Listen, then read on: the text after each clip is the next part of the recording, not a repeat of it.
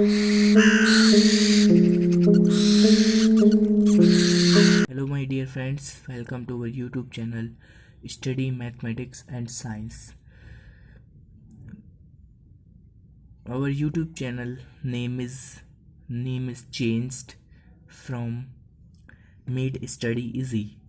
Today we will start the part 1 of Chemistry Chapter 1 chemical equation and reaction. आज हम part 1 करेंगे chapter 1 chemistry का, जो कि है केमिकल इक्वेशन रिएक्शन। तो हमारा जो पहला टॉपिक रहेगा वो रहेगा हमारा type of changes in nature. क्या क्या चेंजेस होते हैं नेचर में। पहला है हमारा physical change, proceed through physical reaction. Physical change वो होता है जहाँ पर कोई नया सबस्टेंस फॉर्म ना हो। चलिए आपको एक एग्जांपल से समझाते हैं। जैसे आइस है, आइस को अगर हम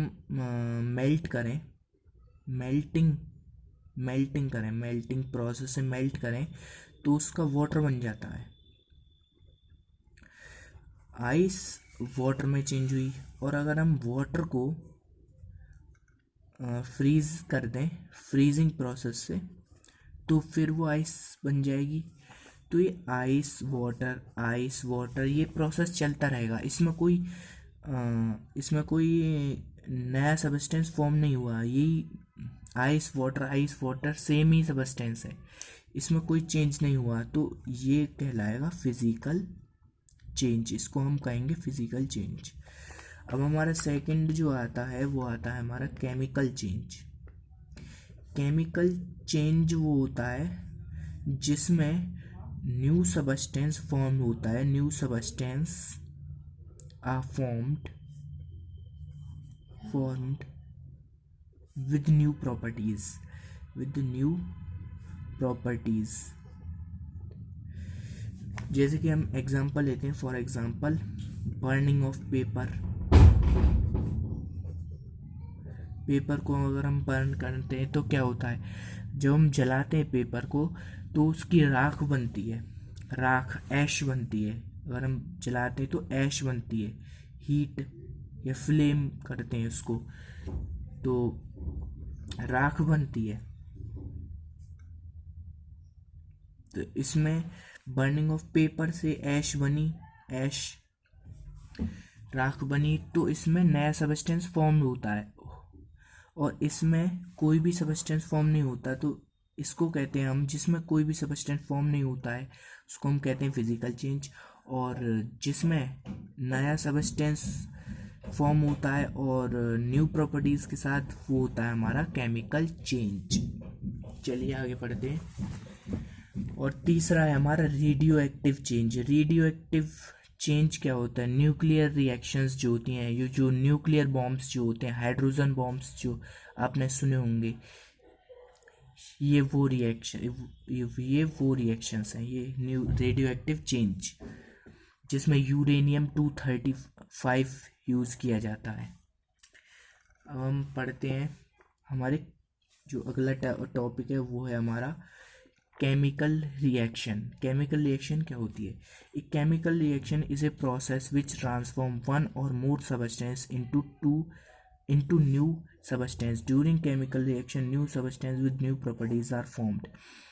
अब मैं आसान भाषा में समझाता हूँ कि एक केमिकल रिएक्शन वो प्रोसेस है जिसमें दो या दो से ज़्यादा सबस्टेंस मिलकर रिएक्ट करके नया सबस्टेंस बनाते हो। नया सबस्टेंस और नई प्रॉपर्टीज के साथ फॉर्म्ड होते हो। New properties with new substance are formed.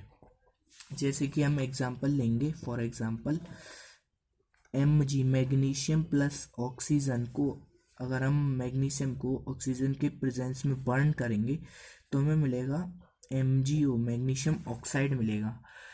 तो ये हमारी केमिकल रिएक्शन हुई मैग्नीशियम और ऑक्सीजन के बीच में, जो कि मैग्नीशियम ऑक्साइड हुआ। तो इसमें दो सबस्टेंस मिल रहे हैं, रिएक्ट कर रहे हैं और एक सिंगल प्रोडक्ट बना रहे हैं। तो ये हो गई एक हमारी केमिकल रिएक्शन। और आगे बढ़ते हैं, चलिए। The substance which take part in chemical reaction are called reactants. जो सबस्टेंस केमिकल रिएक्शन में पार्ट करता है उसको हम रिएक्टेंट्स कहते हैं। जो हमारे लेफ्ट हैंड साइड पे जो लिखे हुए रहते हैं उनको हम रिएक्टेंट्स कहते हैं, रिएक्टेंट्स। और जो हमारा न्यू सबस्टेंस जो फॉर्म हुआ है उसको हम कहते हैं प्रोडक्ट। अब हम आगे बढ़ते हैं। चलिए अगला टॉपिक जो है हमारा आइडेंटिफिकेशन ऑफ केमिकल रिएक्शन, या हम कह सकते हैं करेक्टरिस्टिक्स ऑफ केमिकल रिएक्शन। लक्षण क्या होते हैं हमारे केमिकल रिएक्शंस के, कि हम उनको कैसे पहचानेंगे। सबसे पहला है करेक्टरिस्टिक उनका एवोल्यूशन ऑफ गैस, उनमें से गैस का निकलना। चलिए मैं आपको एक एग्जांपल लेता हूँ।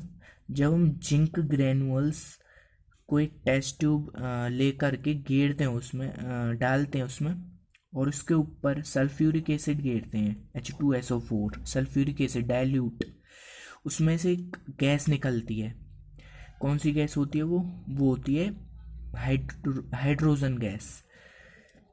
तो एक और चीज़ बता देता हूँ आपको, अगर आपको हाइड्रोजन गैस निकल रही है ये पता करना है तो आपको एक फ्लेम लेना है, माचिस की तिल्ली लेनी है, तो उस टेस्ट ट्यूब के ऊपर रखनी है, तो वो पॉप साउंड करेगी, जिससे हमें पता चल जाएगा कि ये हाइड्रोजन गैस ही है और कोई गैस पॉप साउंड नहीं करती है। सेकंड हमारा जो करेक्टरिस्टिक है वो है हमारा चेंज इन कलर, कलर में चेंज होना। जैसे कि हम पोटेशियम आयोडाइड को अगर हम लीड नाइट्रेट में मिलाते हैं तो एक येलो प्रेसिपिटेट फॉर्म होता है, येलो कलर में चेंज हो जाता है इसका। ये रहा हमारा चेंज इन कलर का। अब थर्ड आता है हमारा चेंज इन स्टेट, स्टेट का चेंज हो जाना। when wax is burned, for example when wax is burned then water and carbon dioxide are formed। जब हम वैक्स को जलाते हैं, वैक्स मतलब कैंडल को जलाते हैं, मोम को जलाते हैं, तब हमारा स्मॉल क्वांटिटी में वाटर और CO2 फॉर्म होता है। तो ये हमारा हो गया स्टेट का चेंज। अब हम चौथा देखते हैं चेंज इन टेम्परेचर, टेम्परेचर में चेंज आना। ऐसे ही हमने जो पहला एग्जांपल लिया था जिंक ग्रेनुअल्स वाला, ऐसे चेंज इन टेम्परेचर का सेम ही एग्जांपल है। हमने टेस्ट ट्यूब ली, जिंक ग्रेनुअल्स गेरे और डाइल्यूट सल्फ्यूरिक एसिड भी गेरा उसके ऊपर, जिंक ग्रेनुअल्स के ऊपर, तो उसमें से हाइड्रोजन गैस तो निकलेगी, इवोल्यूशन ऑफ गैस होगा ही, उसमें से टेम्परेचर का भी चेंज होगा, जिसमें वो आपको टेस्ट ट्यूब को छू के देखना है। जब रिएक्शन हो जाए उनके बाद, इसका जिंक ग्रेनुअल्स और डाइल्यूट सल्फ्यूरिक एसिड के होने के बाद, तो आपको गर्म लगेगा वो, उसका मतलब है कि उसमें टेम्परेचर में चेंज हो रहा है उसके। फिफ्थ आता है हमारा फॉर्मेशन ऑफ प्रेसिपिटेट, प्रेसिपिटेट का फॉर्मेशन होना। प्रेसिपिटेट मतलब कि दो सॉल्यूबल सबस्टेंस जिस दोनों बैठ जाए पानी में, बैठना दो सबस्टेंस का पानी में बैठ जाना, उसको कहते हैं हम प्रेसिपिटेट। तो इसमें भी वही सेम एग्जांपल है चेंज इन कलर का, potassium iodide and lead nitrate, formation of yellow precipitate of lead iodide. ऐसे ही पोटेशियम आयोडाइड और लीड नाइट्रेट को अगर हम रिएक्ट कराते हैं तो उसमें से येलो प्रेसिपिटेट फॉर्म होता है।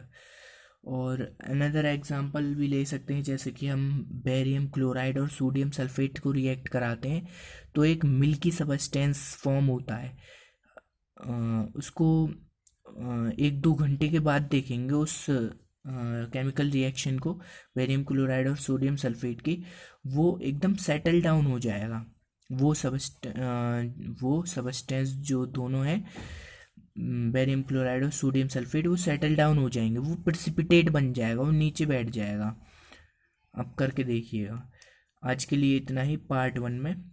अगर वीडियो अच्छी लगी हो तो लाइक करें, सब्सक्राइब करें हमारे चैनल पर, हम ऐसी वीडियो लाते रहते हैं। Thank you.